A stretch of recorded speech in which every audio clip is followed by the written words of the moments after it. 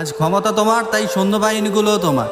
তারা বীরের মতো বুক পেতেছিল আর তোমরা কাপুরুষের মতো গুলি করছো। একটাবার কি ভাইবা দেখছো, যারা গুলি নেওয়ার সাহস রাখে তারা যদি একবার গুলি চালাইতে শুরু করে, তাহলে তুমি কেন? তোমার 14 পুরুষের নাম ইতিহাসের পাতা থেকে মুছে ফেলবে। এখনো সময় আছে, বাংলাদেশের মানুষের কাছে মাপ চাও। বাংলাদেশের মানুষ ডিসাইড করবে তুমি কি বাংলাদেশে থাকবে নাকি বাংলার জমিন ছাড়বে। ফেসবুকে প্রোফাইল যারা লাল করছেন, আমি তাদের উদ্দেশ্যে বলতে চাই, আমি ততটুকু পর্যন্ত লাল যতটুকু পর্যন্ত আপনারা যৌক্তিক দাবি, কোটা সংস্কার ছিল, যৌক্তিক দাবি, বিচারের দাবি ছিল, ততটুকু পর্যন্ত আমিও আপনাদের সাথে লাল ছিলাম।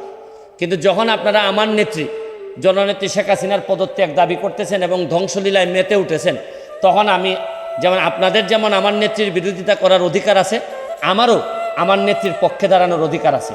আমি এই সস্তা জনপ্রিয়তার জন্য এখানে ভাইরাল হইতে আসি নাই। আমি জানি যে এখন দেখা যাচ্ছে যে এমন একটা অবস্থা যে আপনি ফেসবুকটা এমন, যেমন ধরেন আমার মাননীয় প্রধানমন্ত্রী বলতেন যে আমি ফেসবুক এমপি।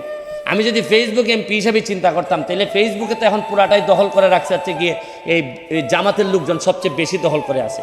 তা আমি এখন সরকারের বিরুদ্ধে একটা কথা বললে আমার তো বলার ক্ষমতা আছে, আমি তো স্বতন্ত্র এমপি, আমি যা ইচ্ছা সরকারের বিরুদ্ধে বলতে পারবো। তা আমি তো একেবারে এখন তো আমি মানবতাবাদী, শুধু মানবতাবাদী না। দেখতেন আমি যদি আজকে খালি সরকারের বিরুদ্ধে বলি, কালকে থেকেই সবাই বলবে যে সুমনকে আমরা প্রাইম মিনিস্টার দেখতে চাই, প্রধানমন্ত্রী দেখতে চাই। তা আমি তো ওই প্রধানমন্ত্রী আর লোভে আসি না এখানে। আমার রাইট রং বোঝার সক্ষমতা হয়েছে, আমি পড়াশোনা করে ব্যারিস্টার হয়েছি।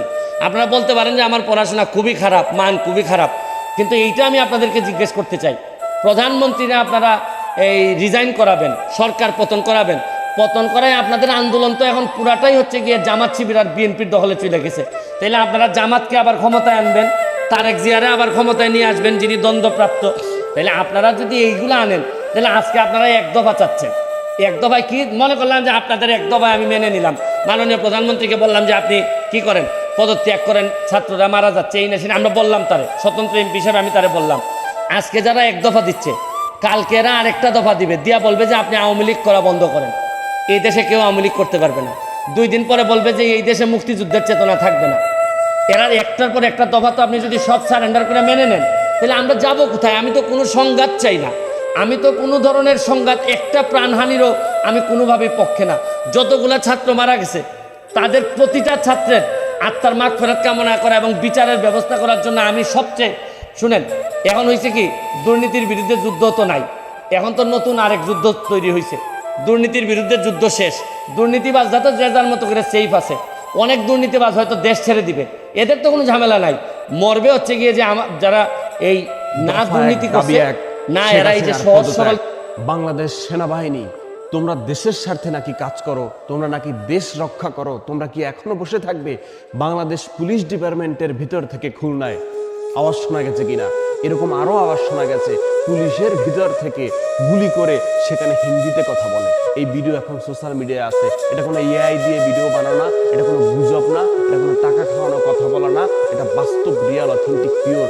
বাংলাদেশের মাটিতে বসে, বাংলাদেশের বুকে বসে, বাংলাদেশের লাল সবুজের ভিতরে বসে পুলিশ ডিপার্টমেন্টের ভিতর থেকে বিভিন্ন বাহিনীর ভিতর থেকে তারা হিন্দিতে কথা বলে।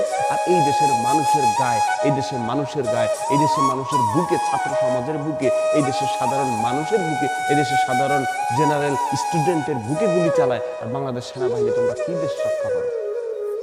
তোমরা নাকি দেশ রক্ষা করো ভাই? তোমাদের রক্ত কখন গরম হয়ে উঠবে?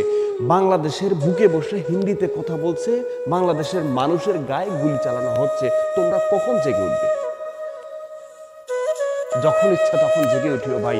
বাংলার মানুষ এখন আর ঘরে বসে নাই। গতকালকে দেখছো, এখন দেখবা আসছে ফাগুন, আমরা আরো দ্বিগুণ হব না, আমরা অলরেডি দ্বিগুণ হয়ে গেছি। কিভাবে আমাদের মানুষ এখন রাস্তায় বের হয়েছে, সর্বস্তরের মানুষ এখন রাস্তায় বের হয়ে গেছে। আমরা এখনই দ্বিগুণ হয়ে গেছি। আমরা জয় করব। আমাদের দাবি একটা, এক দফা এক দাবি, হাসিনা তুই কবে? বর্তমানে আমাদের অধিকারের মূল্য কত জানেন? মাত্র 5 GB ইন্টারনেট। কত আদরে ভালোবেসে